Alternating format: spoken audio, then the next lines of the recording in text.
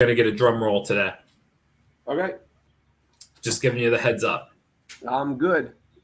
And welcome to the Midday Show. I'm Jeff Everett. He is Mark Messina. National Beer Day, National Cheap Beer Day, depending on what website you look at. We're going to tell you what Pennsylvania has decided is the best cheap beer. They went state by state, so we have PA's top cheap beers. It's also opening day for baseball. Mark apparently has a quiz for me. I'm actually a little nervous about this. No, it's easy. Okay. All right. I have an opening day quiz. We're also going to talk about Tiger Woods, the Masters. Mark is way more excited than I am. I didn't think it was that much of a hot take. I guess I have a hot take on Tiger Woods. So we're going to discuss that near the end of the show. Did you just ask me how he's doing? No, I didn't. Are you sure? I'm positive. Hold on. Let me refresh the leaderboard here. He's even par through 5. Great.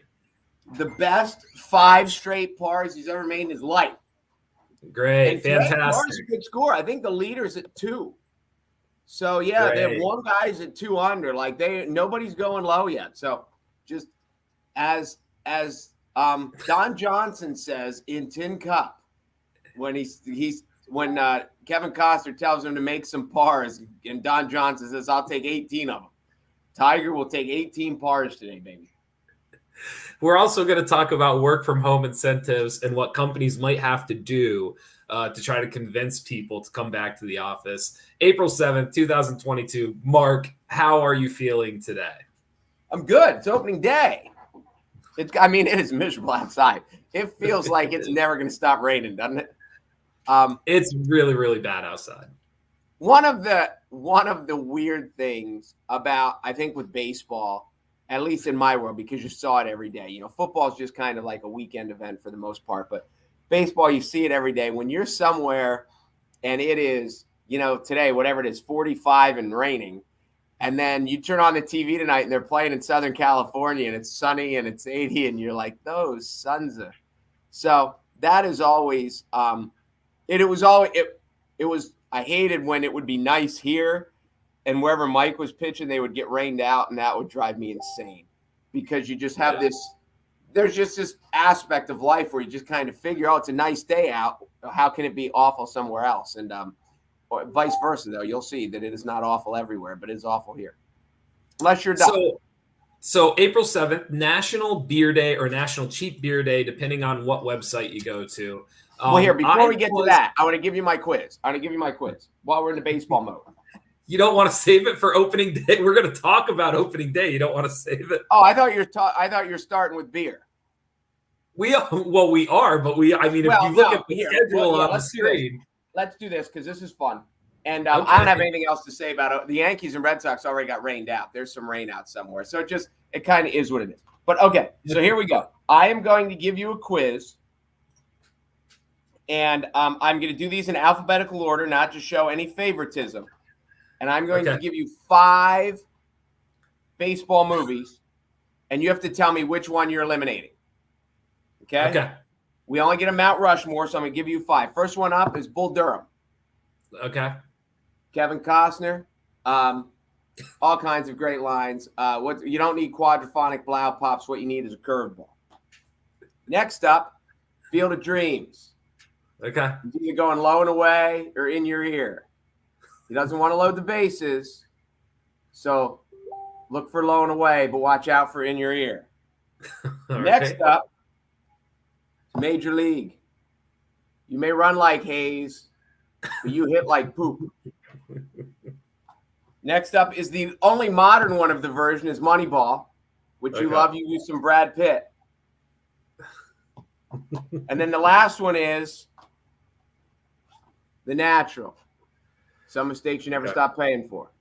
So there you go. I can't hold these. I hold them up like a deck of cards maybe. So there you go. You have to eliminate one. We have Bull Durham. We have Field of Dreams. We have Major League. We have Moneyball. And we have The Natural. Okay. 5 cinematic masterpieces. And as Brad Pitt said here in Moneyball, how can you not be romantic about baseball? I assume you have seen all these movies, correct?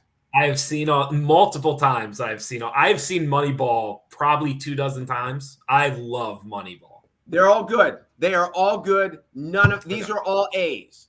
None of them suck. Which one's the worst of the bunch? Okay, so Moneyball is the easiest stay. Like that one, put it back into the pile. That one's stay. That's a no-brainer. That is, in my opinion. It's also, let's be honest, you have a thing for Jonah Hill. I love Jonah Hill. That is the best movie of all the ones you just said is Moneyball. It's not even close. Bull Durham is staying because the dialogue in the script itself might be the best writing out of the rest remaining. So Bull Durham is staying. It is brilliant. Yes. The writing alone makes it so that's in the pile. Put it back into the pile. That one's sticking around. One of them, and I know there's a million great scenes in Bull Durham when they make the rain delay or the rain out. When he's like, "You guys want a rain out? We'll make a rain out." I love that one. All right, go ahead.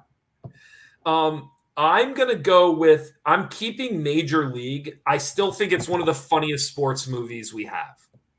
So from a comedy perspective, I think we have to keep it. There's not a lot of funny sports movies that really stand the test of time. Major League is great. The scene where he's sitting on the bed and Dorn's wife walks out and says, "Hey, Jake." And Charlie Sheen's like this, and he goes, "I didn't know who she was. I swear to God." Very underrated scene in the movie, Major League. All right, so you're down. Obviously, you don't like – oh, no, Kevin Costner. You already took Bull Durham. So we got The Natural and Field of Dreams. I'm going to surprise you here. I'm going to keep before you give your answer, let me just turn the page here. There we go. There's the poster of The Natural right there. Okay, now we'll come back. Go ahead. Surprise me. I'm going to surprise you. We're going to keep The Natural. I much prefer The Natural over Field of Dreams. I don't love Field of Dreams. You and I have talked about this before. I think it's a fine movie. I get the kind of cultiness behind it and why people love it. But if you're telling me that one of these has to go, I can live without Field of Dreams. Interesting. Yeah. Interesting. I can live without it. The reason I ask you is because I don't think I can pick one. Really? It's impossible. If you had to pick one, though, what would you do? I mean, honestly, and you're going to find this hard to believe, and I just had a buddy who we just kind of had a slight conversation about this. I may get rid of Moneyball simply because all these other ones are from the 80s, and they've been such a part of my life forever. Okay.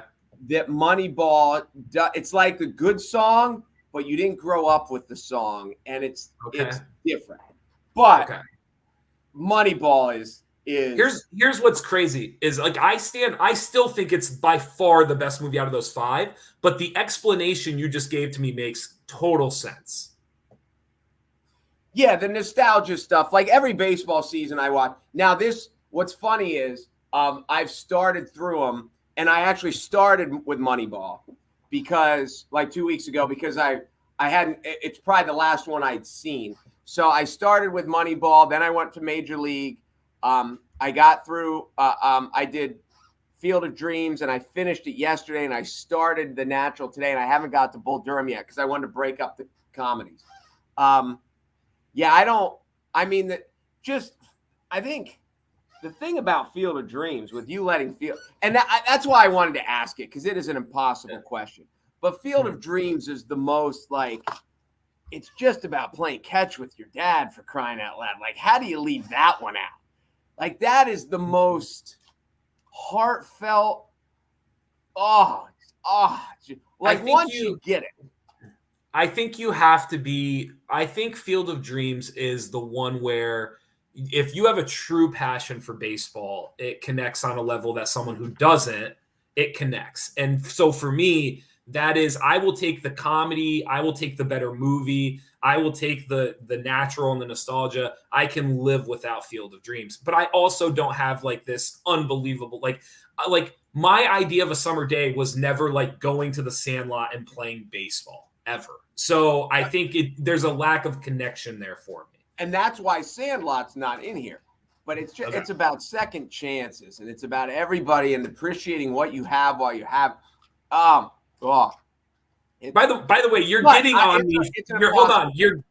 You're getting on me for an impossible. Like I had to pick one. And I didn't, and I won't, All right. and it's hard. Okay. So, but yes, it's so I think to sit around with it's not even just baseball people, but sports people or even movie people, just to sit around and if you have to narrow those 5 down to 4, it is such an impossible question. I think it's a fun one to ask. Some older people, some baseball people, because it's tough. It's tough. And this is my annual shout out. If you like documentaries and you like baseball, please go to Netflix and watch The Battered Bastards of Baseball. It is a documentary that I made you watch. If you are a documentary guru, and especially if you like baseball, this is right up your alley. One of my favorite documentaries. Yes. It is a neat story. And it's not that long. I would say it's an hour and a half. Yep. It's not one of these 5-hour documentaries, but yeah. But the people, the connections and the people that get tied in, and even the director of the documentary and the bat boy, and there's so many ties and connections, and the whole story of it really, really fascinating. Yes, absolutely. All right, now we can go to beer. You want to talk about beer real quick? We won't talk about beer very long. National Beer Day. Here, do you want to guess? What do you think is the number 1 cheap beer in the state of Pennsylvania? Well, see, so this is, and I'm using this research from my college days because, as you know, I'm a teetotaler. But in watching my broke college friends, does it have to be made in Pennsylvania, or is it just consumed in Pennsylvania? Consumed. Oh, okay. Well, here are the ones when they talked about cheap beer in college. My broke friends were drinking Keystone or Keystone Light, whichever one. Milwaukee's Best, which was known as the Beast, probably still is. Best. And Old Milwaukee. Yeah, some about roadkill. They call it. I don't know. But those are the 3 that immediately come to mind. Keystone, Milwaukee's Best, and Old Milwaukee. Okay. So none of those made the cut. But here's the issue. The definition of cheap beer might have been where we should have started this conversation. Do you think most people consider the brands you just said cheap beer? Keystone. It was the only one my college friends could afford. So Keystone, I just extrapolated. So according to this study, and I want to make sure I get where the study came from. So it was researchers at top agencies. So they're experts in marketing and all that comes with it. They embarked on this study. They observed American drinking patterns between 2020 and 2022. And each state had their highs and their lows. So in Pennsylvania, the number 1 cheap beer was Bud Light.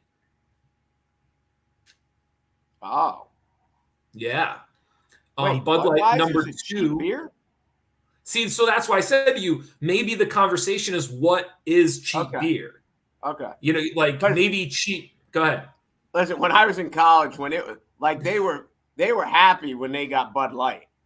Like this was like champagne, which also is awful, by the way. So Bud Light was 1, Miller Lite was 2, and then it was followed by Stella. Is Stella new? I don't think my friends. I think it's been around for a while. So unfortunately, none of yours. Keystone should have been on here. I feel like my college experience, Keystone definitely should have been on this list. Now, when I know then when I lived in Maryland for a while, 2 that you heard a lot were Schaefer's.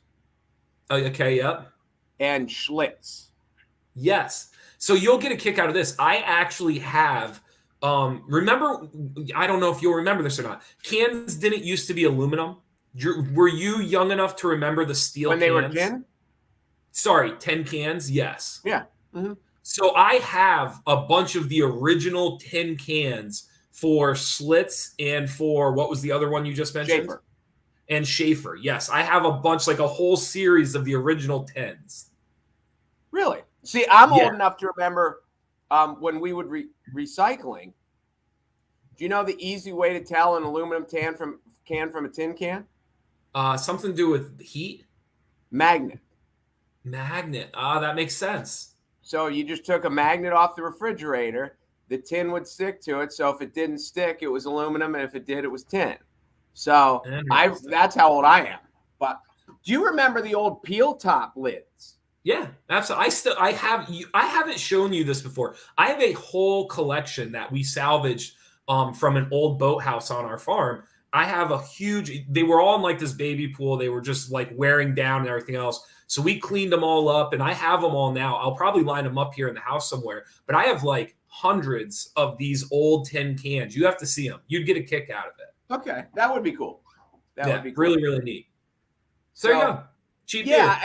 I guess, yes, you would just have to, maybe there was in the categories, you were talking cheap beer and I was thinking poverty beer, because I think that my frat beer. You were thinking frat beer. Like when you're paying in change and guys are like, do you have $1?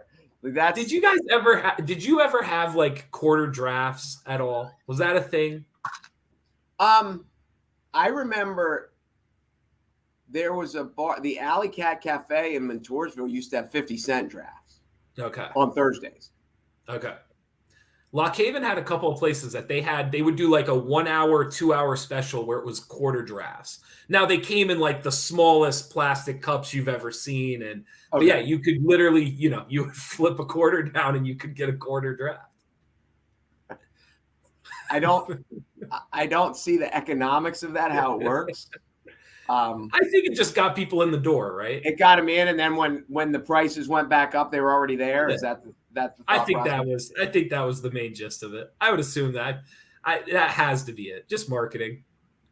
I guess.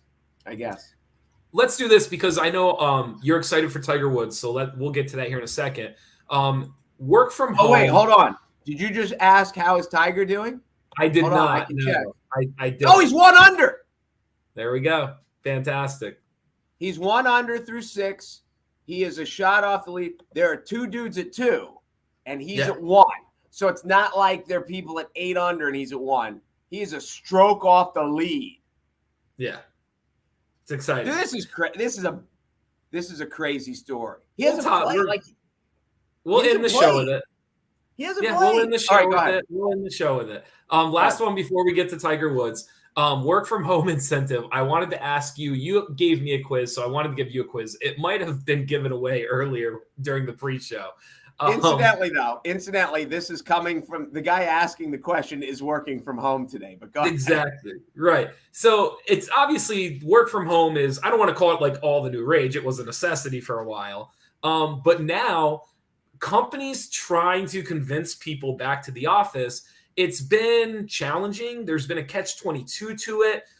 Some companies are doing better than others, convincing their employees to come back. Some companies have put their foot down. And employees have just gone, I quit, and they've gone and looked for other jobs. So the whole exodus of trying to get people back to the office. We know about the Great Resignation and people quitting their jobs to find something else to do. But this is different. This is companies trying to bring people back in, and how are they incentivizing them, and what are they capable of doing? There was a story about Google that will start this conversation off with. Google tried to woo their workers back. Let's imagine, Mark, that you worked for Google, and Google has a little bit of money. They've got some cachet to them. Is that fair to say? Yes, they do. So what would it take you? And let's say you were a valued Google employee and they didn't want to lose you. What would it take to convince you to come back to the office a couple of days every week? I would ask them to get rid of all the employees that I didn't like. Interesting. No, interesting. I don't know. It's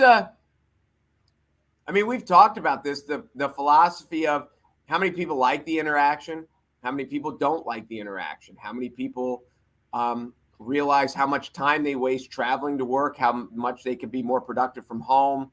Right. But there are some people that hate being at home because they feel like the kids are always bothering them, the spouse is always bothering them. So this is one of these things that it's really how you're wired. And so I would hate working from home. I would hate it.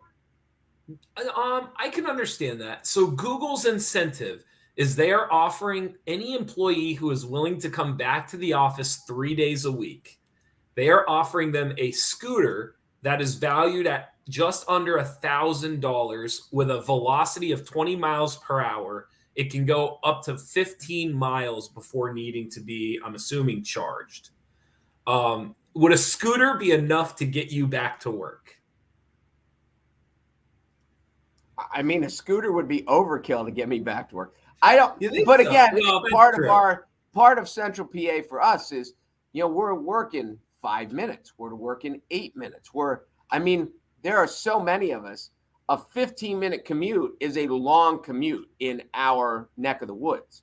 Whereas you get in the city, like I have a buddy that lives in New Jersey that works in the city, and it was like an hour and a half each way. And it took buses and it took trains so, when you're spending 3 hours a day commuting and then you're working a 9-hour job, there are these people, he was one of them, that Monday through Friday, when his kids were little, he rarely saw his kids awake. And, so for us to go into the office, I go to the real estate office at night all the time because it is literally I can get there before the first song is over. So it's almost like going to the neighbor's house. And so see, you're the wrong person to have this conversation with. Yeah, there are people that it's like, I'll tell you, it's another example, like when they talk about voting. And, I've heard people around here like it's election day, it shouldn't be election week. It's like, yeah, that's because when we vote, we walk in and we're done voting in a minute and a half. There are people that stand in line for 6 hours. So when we talk about the difficulty of voting, should we have all these? We're probably the wrong people to ask because it's not hard for us to vote. It doesn't take up a whole day. Yeah, to me, like if I worked for Google, there's like a scooter is nothing. Like it's not anything if I worked for Google. Well, it depends how much you like scooters.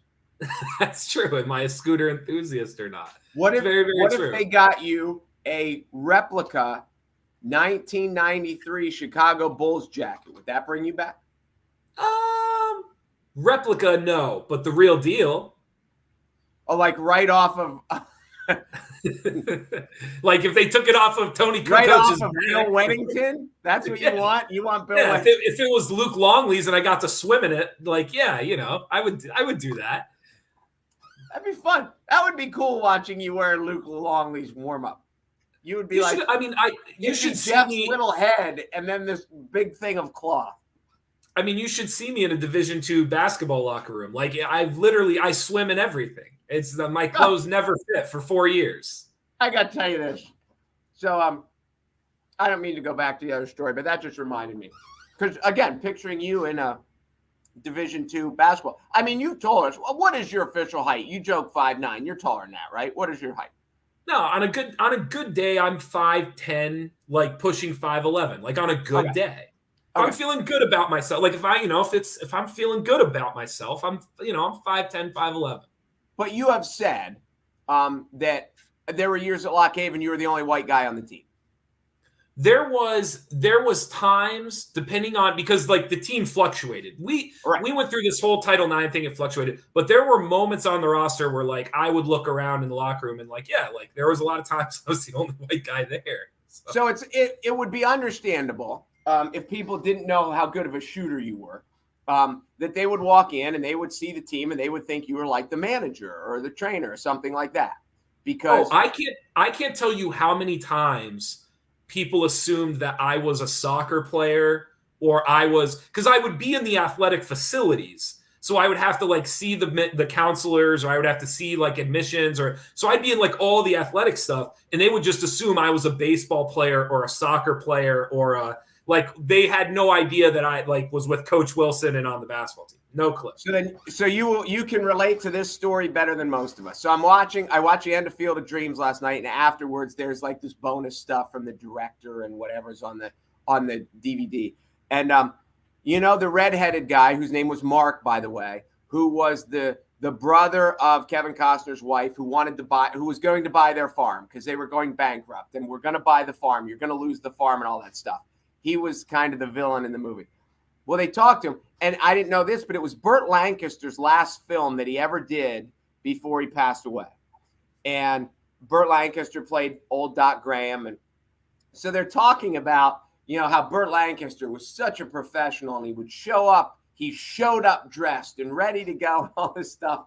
And he said for the guy who played the brother-in-law, Costner's brother-in-law, got to the shoot like 2 days early because, he's like, I'm all excited. He goes, Kevin Costner's in it. James Earl Jones is in it. Ray Liotta's in it. Burt Lancaster. Like, I wanted to be there, but he got there early before he had to shoot any scenes.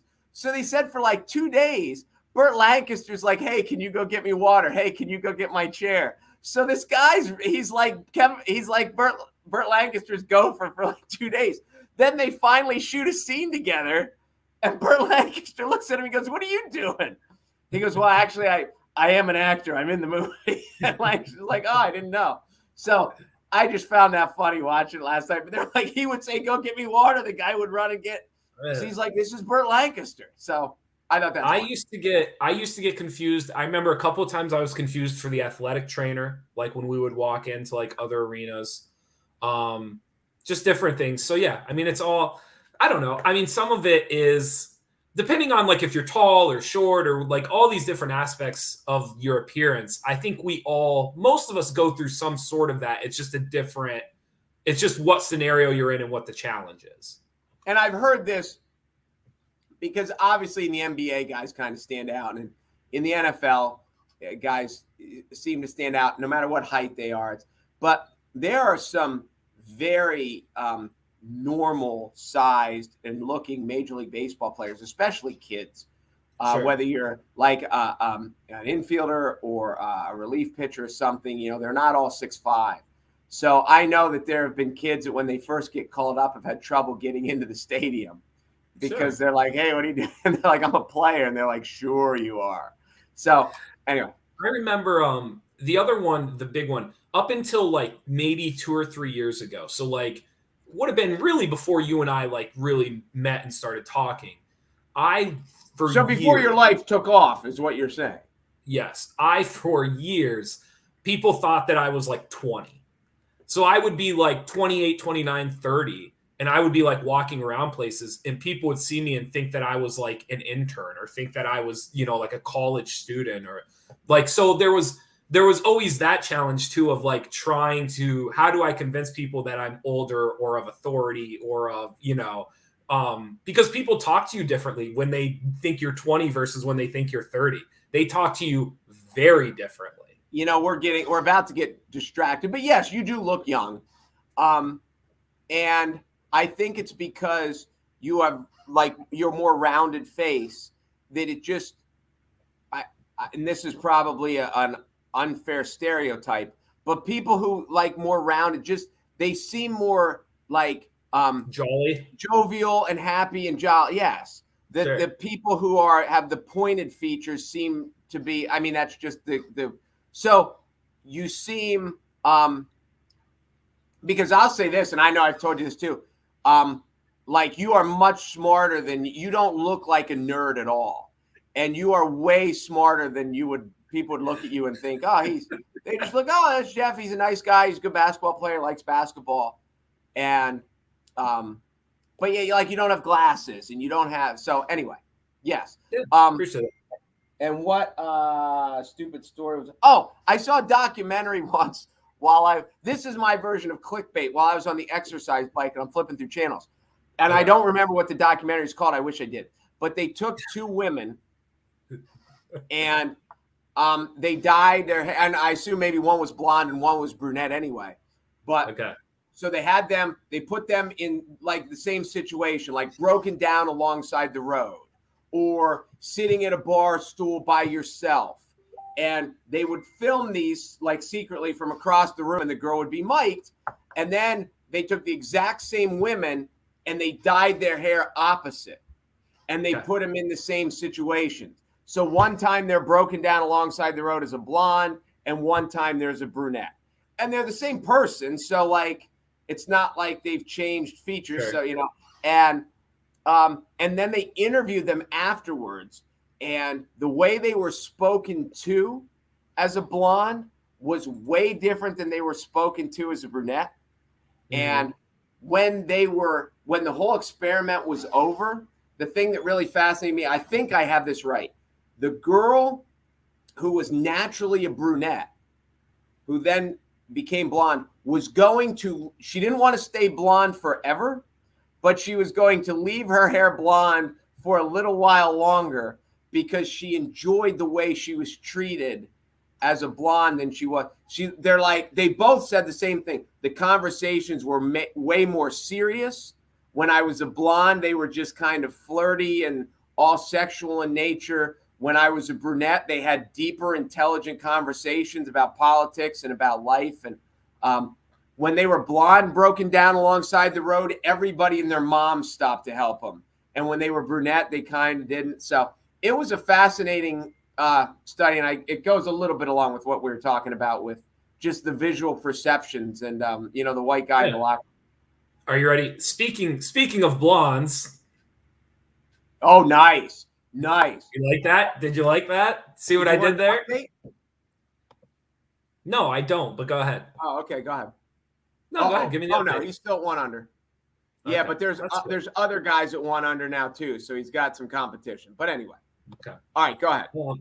No, just Tiger Woods is at the Masters golfing again. You are very excited. I believe most people are excited. Was that a fair assessment? 80%, 85%? Well, I mean, if you see the galleries of even on practice days and the rate when he is in contention on Sunday, the ratings are just night and day to what they are when he is not in contention on Sunday. There is, if you could just click, and I don't know how many people, like, I don't even care who's winning. I think it's still that Higgs guy. I want to know what the score is and where Tiger is, but how many people are just going through? Because, again, he was in such a serious car accident. At first, people thought he wasn't even going to play. Up until 2 weeks ago, nobody thought he was going to play. He hasn't played a tournament. So that's what I said yesterday. Just don't go throw up an 87 or some ridiculous number. If he can just make the cut, it is an unbelievable story. And right now he's 1 under through 6. Like, he's a stroke off. It's just, I don't know. It's incredible. Does it matter to you that he's successful? What do you mean? Does it matter? Are you rooting? I don't want to say is it important to you, because in context, no, the success of Tiger Woods doesn't matter. It doesn't affect my life. No. Correct. But it's very clear that some part of you cares about him being successful this weekend. Oh, I root for Tiger more than I root for anyone else on the tour. There's no, I think all along he's been a great story. And I think because he broke down so many barriers, and, he went to the sport that for a long time blacks weren't even allowed to play.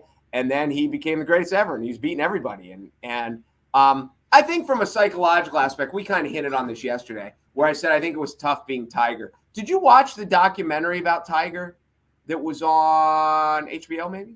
Yeah, we did a whole show on it. Okay, well, I didn't remember. That's long. I'm letting you know. I don't remember this. Letting you know. So, it was they interviewed his high school girlfriend. They had videos of him at parties where they're dancing and just being silly teenagers. And she talked about this silliness level, which to the world, Tiger doesn't have a silliness level. Right. But when you are, and obviously he's immensely talented, but he's also worked, harder than everybody else. And there's this level of he set out, and his single track goal in life was to be the greatest golfer ever. And he was there by 25. And then what do you do? And I can understand why I couldn't imagine being 25 and being yep, I've checked kind of everything off the list. And so it would have been, and then when his dad died, I think he kind of, I don't want to say was without some guidance. If you see this documentary with the philandering, like his dad was a philanderer as well. I don't know if Tiger knew that growing up or if it was just part of or whatever, but it would be to live in that much of a spotlight. And the other thing too is that, when you talk about his dad was that little league dad who kept telling people that he was going to be the greatest. He was going to change the world and all this stuff. And the pressure that was kind of put on him by his own father, and his dad was right from a golf aspect, but there's just, there's the dads that like, hey, go play and have fun and do your best. That was not what Tiger was being told. It's hard when you're 21 years old and your dad is saying he's going to change the world.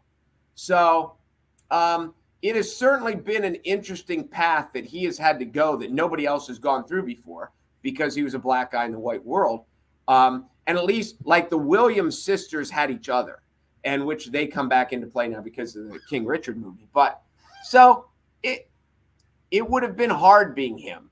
I don't know if hard. It's challenging. There was no blueprint for him, and I can understand why it went off the rails. But when you make the joke about the blonde chick, one of the just purely psychological things that I've always found fascinating is all the women that he was associated with that claimed they had affairs with him, blah, blah, blah. They were all white, or at least none of them were black. And I wonder that, to me, his wife was white. Then he dated Lindsey Vonn. So that, what does that say from a psychological aspect has always fascinated me as well. Yeah, did he have a type, or was there something psychologically there? But you can make the argument that a lot of people who have types, there probably is some psychological development there that happened from either previous experiences or psychological motivation, or, like a type comes from somewhere. I get that. You would just think though that, like, I don't know. I mean, if you're that famous, so here's my thing. Like, hot is hot, and it just, because it wasn't like wasn't one of the girls like a Denny's waitress. It's not like all these people were Hollywood starlets. No, Rachel, but I think that was the only name that I can think of. But go ahead. But I think that's how he got away with it for so long. Was that a lot of them weren't necessarily celebrities? Like, he kind of had to keep them out of the public eye in order to make the whole charade count. Here's my thing with Tiger Woods, and this is why I wish him well. I'm not against him being successful this weekend. Obviously, it's a cool story if he is successful. And the things he's physically doing on a golf course, I will always be amazed by, regardless of my personal feelings about him as an individual. All of that aside, there is a nostalgia to Tiger Woods that I think people who are cheering for Tiger Woods don't realize they're not actually cheering for him. They are cheering for the past of him. They are cheering for the nostalgic of him. They are cheering because they remember what it felt like to watch him in his 20s and how amazing it was. And they will do anything to, like, be excited about that and relive it again. And so I wonder how many people actually realize that, like, this is not Tiger Woods. Like, this is not the same person. This isn't the guy that we thought was like this picture perfect I'm serious. You think I'm making this up in my head. You think that this is the same guy that we thought we were cheering for when he was in his 20s. Well, yeah, it's still no. I mean, none of us are the same as when we were in our 20s, especially when you're 48. But no, I mean, I get your point. We talked about this yesterday with Joe and the politics out of Shamokin. Don't you think there's a level that since he is so flawed, sorry, that it's made him more relatable? That people like Tiger Woods? Yeah. Oh, listen, if you're a cheater, or if you're like a serial cheater, or you're somebody who has like cheated on your spouse, gone outside, like has made mistakes, and like expects the world to just love you again, totally. He's completely relatable. 100%. Well, but it's not even about that. Like, when you see people, I'm trying to think of someone, people that have come back, like didn't Robert Downey Jr. have a huge drug problem? And can I use Joe as an example real quick? Because go ahead. you brought him Absolutely. up. So Absolutely. so I would even argue, not to compare Joe and Tiger Woods, but for anybody who watched the show yesterday, there's this idea of like, if Joe is going to be a redeemable story, and let's hope that he is. A lot of what Joe is doing is for the betterment of his community. It's for the betterment of people that are around him, and he wants to make an impact on society. Nothing that Tiger Woods is doing to be redeemable is for the community or for society or for everything that Tiger Woods is redeemable for is getting back on a golf course to try to break a record that would make him undisputably the greatest golfer ever. So I don't even know, like, this. I get that it's like this comeback story and all that, but what I'm saying is, like, this comeback story is driven through nostalgia. This comeback story isn't driven from, like, it's a feel great, look what he's doing for the people, and he's showing people the way to get through things and all that. Like, that's not what this redeemable story is. This is about Tiger Woods and Tiger Woods still chasing a record that's personal to him. Okay. I'm just saying. I get it, but that's like, I mean, I remember people rooting for Larry Bird at the end of his career when he come out of the game and he couldn't sit on the bench because of his back, and he would literally lay down on his stomach on the hardwood on the sidelines and watch because he couldn't sit. And when people were rooting for that Larry Bird, he was an old, broken down version of he wasn't the great that he was before. People were voting for nostalgia. But you're talking about player to player. So you're talking about like early player Larry Bird and late player Larry Bird. And what I'm saying is, people thought when they were rooting for Tiger in his 20s, yes, they were rooting for the golfer Tiger Woods, but let's not get it wrong. The story was about the person Tiger Woods and this guy leading like Black culture into golf and breaking into a sport and breaking down barriers, and what a great person to do it. He's cookie cutter clean and da-da-da-da-da. And all I'm saying is, like, that is not the person you are rooting for any longer. And so, like, if you want to sell it as this redeemable story, or it's fun to watch him and it's amazing to watch what he can do, I get all of those aspects, but let's not kid ourselves. People are rooting for the nostalgic Tiger. It makes them feel like it's 20 years ago again. I don't think people realize that you're not rooting for the same individual. You're trying to dig back into something that made you feel great 20 years ago. No.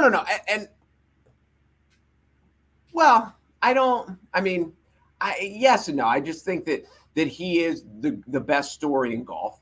He's the most interesting story in golf. And I understand why his ex-wife probably isn't thrilled with him. I would be fascinated to know if she still roots for him. I'm glad you can understand that. Well, before I go off on my little monologue, do you think she roots for him? I don't know. The way relationships end, you always brought up the good question of Brady Belichick. And do you think Belichick is happy for Brady or Brady's happy for Belichick? I don't know what Tiger, they are not. I don't know what Tiger and his ex-wife. I mean, she probably feels like she went through a lot of it, and like how much of this was within his control, and like I'm sure there's some of that there. I don't know. Because they have kids, and because they are constantly, when you have young kids, for those of us who are in the situation, I already talked to my ex on the phone this morning about a situation where kids with games and travels and all this stuff. And as long as the kids are young, it would not shock me if him and his ex are in contact, if not every day, maybe every other day or regularly. So and I know not all divorced couples do, but I've seen pictures of them sitting at the Little League field where they're in the same bleachers and they're like not next to each other, but they're close and they're all So that would be a fascinating discussion for me if privately, if she's looking at that he's 1 under and she's like, good, does she want him to shoot 71 today or 101? That would be a fascinating discussion. Yeah. But no, I don't, really interesting. from my aspect, again, I taught like it's the Michael Jackson. Like, does it? I think he's human. I think when you talk about the greats, there are stories of Michael Jordan and his lack of faithfulness. There's obviously stories of Kobe Bryant and his lack of faithfulness. I don't, Chris Rock is one who is divorced now because and he's talked about it. So when Chris Rock tells a funny joke, I'm laughing. And I get that there are, then you've got all these other, like, wasn't Larry King married 5 times and all that stuff? You make a good point, and it's a good comparison. But like when I listen to Michael Jackson, I am listening for the enjoyment of the music. I am no longer rooting for Michael Jackson. And so here's my point. If you want to watch Tiger Woods and enjoy it, I totally get that. Like, it is incredible what he is able to do. All I'm saying is, like, you are now rooting for the nostalgic of Tiger Woods. There's like, I cannot imagine that people are rooting for the Tiger Woods of the last like 5 to 10 years. They have this idea and that feeling of what it felt like 20, 25 years ago to watch somebody do something we had never seen done before. And so it's the same thing. Like, if you want to listen to Michael Jackson and enjoy it, knock yourself out. I do it all the time. If you want to watch Tiger Woods this weekend and enjoy it, kudos. I bet you at some point it'll be on my TV. I totally get that. But I'm not going to like sit here and pretend that we are rooting for the same Tiger Woods. We are not. It's nostalgia. Everyone is trying to dig back into something that made them feel great when they were younger.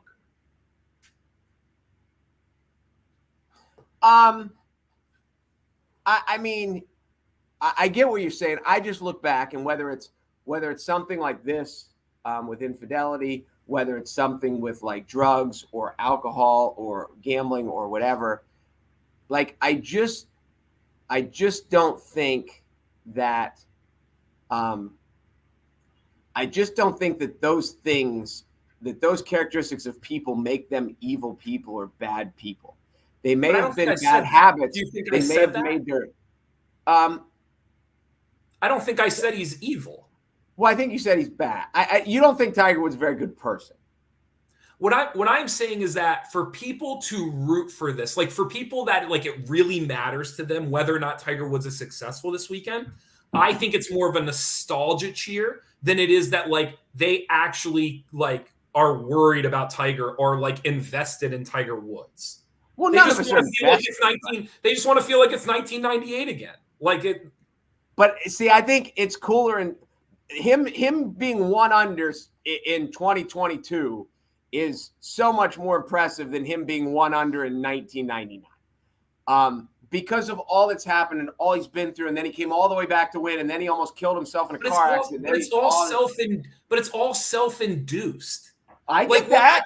We're acting as if like he's a cancer survivor, or as if like as if his wife like abandoned him, and like everything he's done is self-induced. Listen, and I get that. I don't disagree with that. And the cancer is a good example because there are lots of things that people deal with that are not their fault, that are just bad luck. But in general, most of the stupid decisions we make in life are self-induced. Yes. So like, I don't think he's alone there.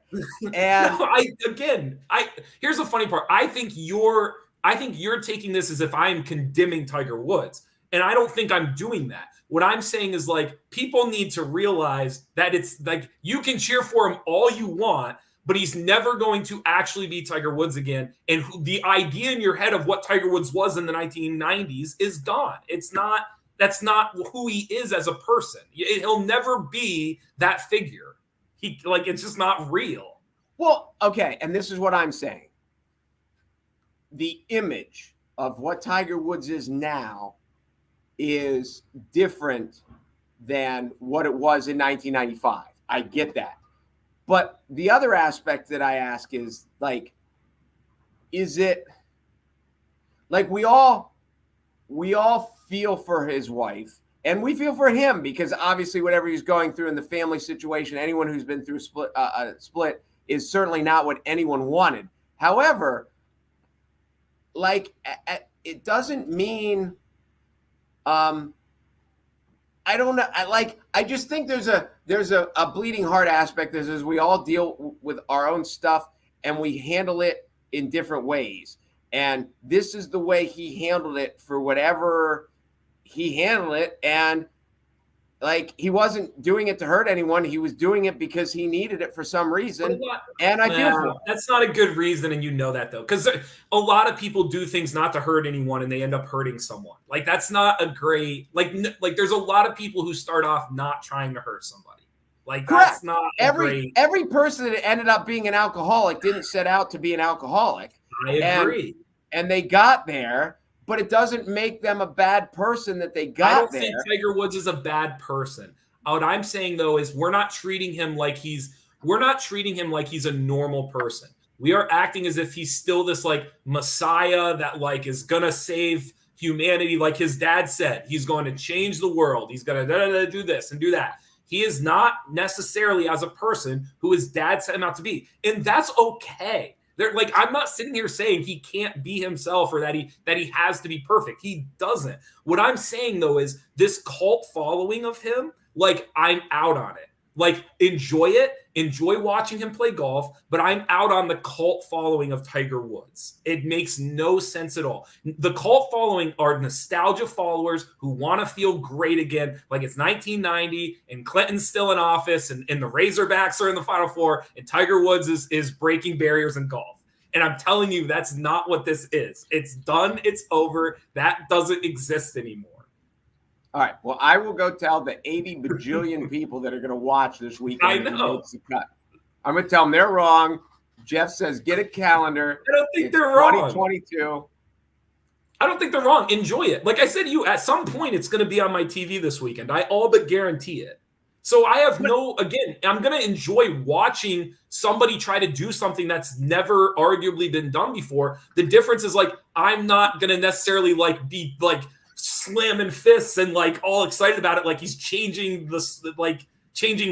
Like he's not changing lives anymore.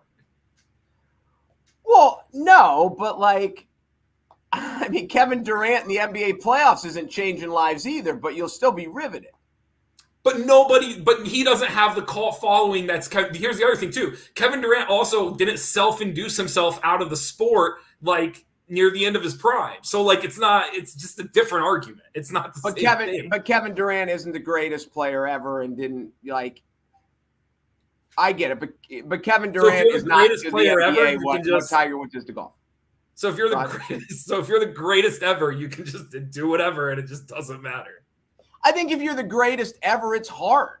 And when you look at what Elvis went through, when you look at what Michael Jackson went through, like it is really, really, I mean, there have obviously, when you look at the elites of like, I'm not going to say Johnny Depp is the greatest of all time, but Johnny Depp's real, he has gone through some stuff.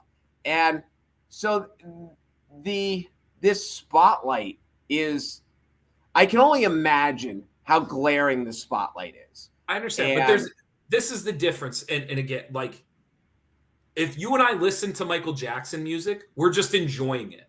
Like we're not like acting as if like Michael Jackson is like holier than thou. And if you and I go watch a Johnny Depp movie, if you and I go watch a Johnny Depp movie or Robert Downey Jr. movie, we're just enjoying the movie. Like we're not going.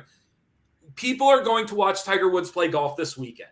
And there will be a holier than thou feeling if the closer he gets to winning, the more like, this is courageous. Can you believe this is happening? Oh my goodness, here he comes. And it's like, no, like it's not that courageous for the greatest golfer in his sport who self-sabotaged himself to figure out a way to selfishly come back and try to win a record that only selfishly helps him. That is not courageous. It's impressive. I will enjoy watching it, but he's not it's not that great. Like he's not a fantastic person. That's all I'm saying. Well, then here we get back to, you keep going back to the person. First of all, I love your broadcaster voice. That was very good. That made me tough. But no, I would say I'll give you that it's not courageous. But it doesn't mean it's not. It's over under. One of the golf broadcasters uses the word courageous if he is in contention the last 2 days. Oh, of course they will. And all I'm saying is it's not. It's not. It's not courageous for a guy to pull up and shoot a jump shot either. But they're like, I'm onions. not saying that. And they say that all the time during basketball broadcasts. They say it all the time. You know, it takes no courage to shoot a basketball, but they say it all the time. It's not a fair analogy. You're just bringing up stuff and comparing it because sports all the time. Hold on, because who's taking the shot? Like, is somebody who did what Tiger Woods did taking the shot? But it doesn't matter what they did. I'm just saying there's a big difference between like somebody else taking the shot and Tiger Woods. That's all I'm saying. And all I'm saying is right now when Tiger Woods is coming down this weekend, they're going to try to act like it's bigger than what it is. And I just feel like I have to be the same person in the room going, hey, this is really impressive. But let's not forget, like, this is not like a saint walking the golf course right now. But I don't think it's not impressive because he's a saint. Like, I don't think what Tom Brady did is impressive because he's a saint. I think what Tom Brady did is impressive because nobody else has done it before. And I think when you look at but there's a difference between thinking it's impressive. There's a difference between thinking it's impressive and wanting it to happen. So when you watch Tom Brady do what he does, it's impressive, but there's a lot of people who are like watching it going like, I don't really care if he does it or not, but oh my God, I can't believe Tom Brady's doing this again. People want Tiger Woods to win again. Like, it's not just that it's impressive. That's the point, right? So that is the whole point that I'm making to you right now. I don't understand the want. I don't understand why this person is just held up in a manner in which people, it's beyond impressive. They actually want him to do it, especially when we look at what has transpired. Go ahead. Why did you want North Carolina to win? Because I'm a North Carolina fan. I'm a Tiger Woods fan. There you go. How hard is that? So enjoy it. But you're a Tiger Woods fan because what he did in the 1990s, and it's nostalgic and it feels good. So you're going to nostalgically cheer because they've been a college basketball elite your whole life. That's why you're a Carolina fan. Oh, what? You're a Carolina fan because they've been a college basketball elite for your whole life. They've always been. Well, no, I mean, I'm a Carolina fan because of Michael Jordan, and Michael Jordan could have went to like Bloomsburg, and I would have been a Bloomsburg Husky fan. Like, it's just that's how it was going to work out. Whatever. I find that hard to believe. Dude, I relent the floor. Are you good? Hold on. No, I'm not good yet. Let me check the score. Make sure he's still one under. Winning takes care of everything. Tiger Woods after he won the Arnold Palmer Invitational. Yeah, go like this one. Oh my gosh, he bogeyed the par 5. All right, he's back. Oh man, he's 2 off. What a bummer. I stopped watching when John Daly switched from Miller Lite and Marlboro Reds to Diet Coke and M&Ms. So there you go. It's a good take on golf. Yeah, that like works. John Daly. I don't know. I think that people that show a human side are much more rootable and it's really easy. It's really easy to relate to somebody who just basically slept with the hottest blondes in the world whenever he wanted to. We can all relate to that. Well, I know we can. I mean, but it's still. I just think it shows. Just because somebody's throwing some shade. Does Mark know what a good movie is? Does Mark? Are we back to the baseball movies? Those are fighting words. I need more context. I think I do. Sometimes Jeff and I disagree on those as well. I don't know. I don't see how, like, America loves a comeback. There's a reason America loves a comeback. And I don't know. I think it's very, and again, maybe it's because, you're not, when you're 50, you're going to have friends who are lifelong friends who've done some very stupid things and ruin relationships and ruin jobs and ruin marriages.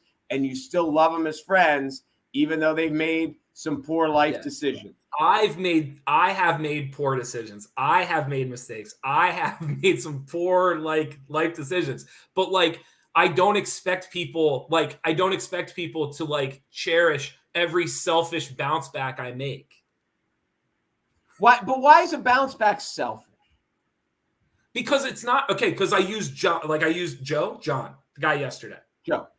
Okay, because there's a difference between making a comeback and actually making amends or helping people that need it. Or so, for example, like if you are, I'm trying to think, like if you do something, like if Tiger Woods started a women's shelter, if Tiger Woods became the ambassador for like embrazened women, like if he did something that it looked as if he was like actually trying to reconcile the things that have actually like sabotaged his career, then like it's helping people within the circle, or it's helping people accomplish the things that like need to be fixed, or helping, like everything he's doing right now is for him still. Well, like it's obviously, still his journey. It's still his accomplishment. Like it's still his record he's chasing.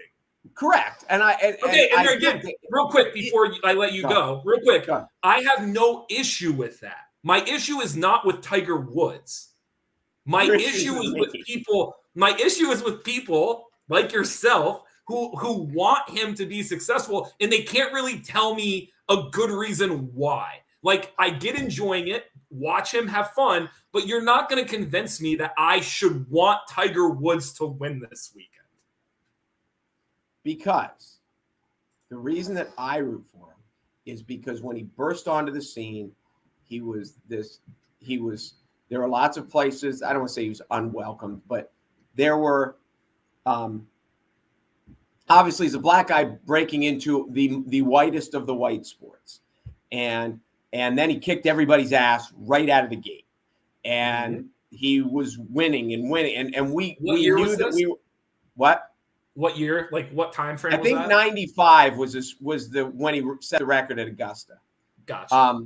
So like we knew that we were watching history, and not just from golf history, but cultural history, and the galleries on the course, and the multi-diversity nationalities who now the golf fans weren't just all white, and we could see the cultural impact. And one of the great quotes when someone was talking about Michael Jordan and all that he did for Nike, and they asked Nike, when is the next Michael Jordan coming along? And they said, he's already here. He just plays golf now. And then, so there's all that. And then the rise and then the fall. And I can understand, you're basically saying once he fell and once we saw the warts and we pulled back, that we should have been like, thank you for showing us what you showed us. No, but I'm not saying now, that. like the I'm comeback not saying that. Is almost greater than I'm not saying that. I'm not saying we should have done this. What I'm saying though is we got to call a spade a spade. And so like when we're watching him this weekend, we have to understand we're not rooting for the same person. Because when we were rooting for him through the 90s and the 2000s, you just described it. He was the next thing. He was the Messiah. He was breaking barrel stuff. And listen, I'm not saying he didn't win those tournaments. I'm not saying he didn't break down barriers. But what I'm saying is the person we thought was doing that was not the same person. And that's okay. We just have to recognize it. So again, the holier than thou aspect right now, I disagree with. I'm going to enjoy it. I'm going to watch it. He's incredible to watch. But this idea that like, oh, the good old Tiger, it's all nostalgia. It's people wanting to feel the way they did what you just described 3 minutes ago. People wanted to feel like 1995 again. I get nostalgia, but we're not. It's not. I mean, so when I go see Guns N' Roses, and I know that Axl Rose is not a nice guy, and I know that he ruined the band for 20 years, and I know all this stuff. But when I go see him again, is it because of nostalgia? Sure. Because I love the music 30 years ago. So, but it doesn't mean that like, it's not, when I go see the you still enjoy it. The greatest show in the world for me. Right. You still enjoy it, but like subconsciously, this is not this is not what I thought about this guy 25 years ago.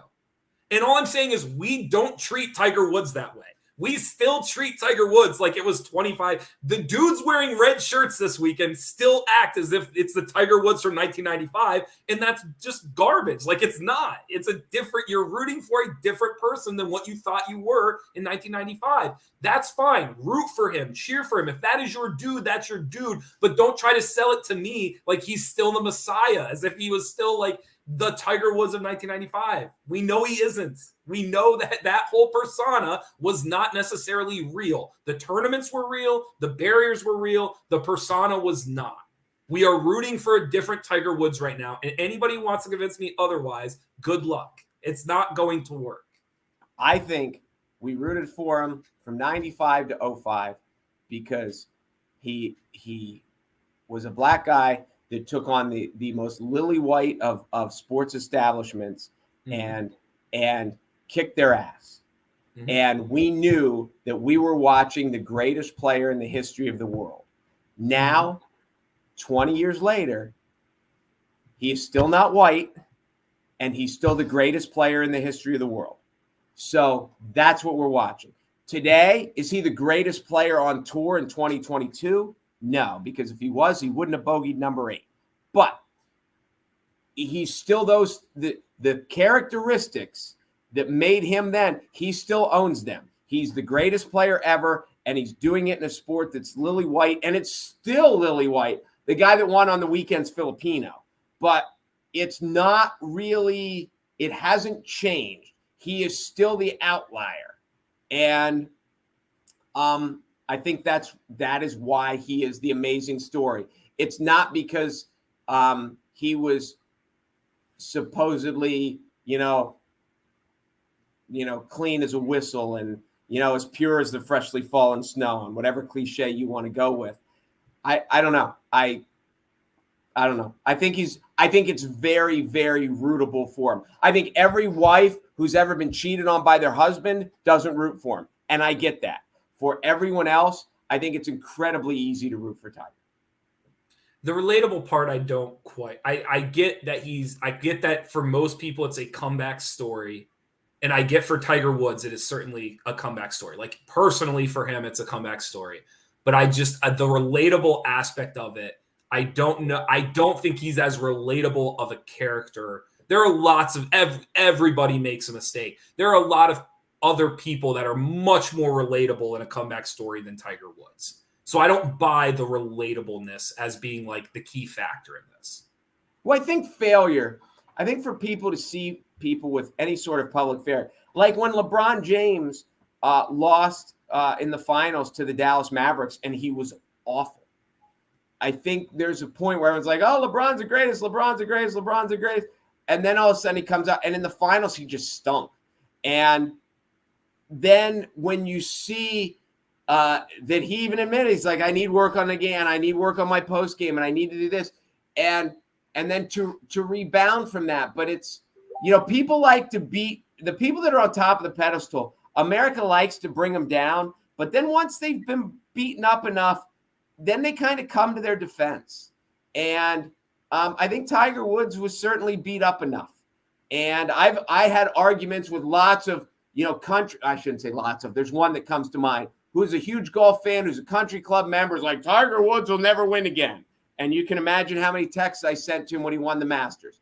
And so, I don't know. I think the bleeding hearts, the compassionate people of the world realized that what he did was wrong. It's just, but I realized the pain that he caused. But at the same point, I still think it's easy to root for him on the comeback because, divorce is divorce and it is what it is, no matter what you did. I get that. But so do you think I'm not compassionate towards him? Yes. Really? Yes. You're not compassionate towards him. Wow. You're mean. You are the Grinch. Wow. You are the golf version of the Grinch. That's why I put you on the left side of the screen right there. So who are you rooting for? Do you have a golf guy that you? Not really. No. I think I find most of the time I find the first 2 days unbelievably boring. And then I always find Sunday incredibly riveting. So it really just comes down to I always end up seeing the last hour or two of a tournament and just enjoying kind of a close shootout down the end. But for the most part, I find it incredibly boring the next 2 days. And that is also a fascinating thing about how people are. My mom will root for anyone who's never won before. Mm-hmm. That is if you ask her today who she's rooting for, and she knows a little golf. She knows Rory, and Like Mickelson's obviously not playing, but she knows Tiger and stuff like that. So there are names on the back nine on Sunday. She'll be like, did this guy ever win? Did this guy ever win? And whoever's up there in like the top 4 or 5, she'll root for the guy who's never won the Masters before. But now me, like if Tiger's not there, I'll be rooting for Rory. I don't know. I'm kind of a big name follower because when the big names win, it just makes it bigger. Put that on a license plate, on a bumper like when sticker. Mickelson won the U.S. Open last year, it was unbelievable. Unbelievable. Yeah. No, pretty cool. So, anything else before we go? I see you added the Messina jersey behind you. I brought it because it's opening day. I was all pumped, and then I didn't realize till I got here when I turned on to see when I thought the Yankee game was at 105, and then it said the old PPD postponed due to rain. And he's like, so. Anyway, it's not a glorious day. I assume they're playing Boston. I think it's in New York. It's either New York or Boston. I don't think they're going to get it in tomorrow either. It just looks bad. So, be that as it may, some people are playing. Are the Phillies today? I haven't looked. Hold on, I might have it here. I thought they were. Who are the Phillies playing? The Mets are at Washington. The Phillies are not today. Huh? The Phillies go tomorrow. What do you know? Oh, well. Afterthoughts. Yeah, there you go. There you go. Oh, well. Right. Go Tiger. You want one more update before we go? I do not. Thank you guys for watching the Midday Show. Be sure to go to NorthcentralPa.com for all of your local news. Sometimes you have an attitude problem. You know that? You think so? Yes, I do.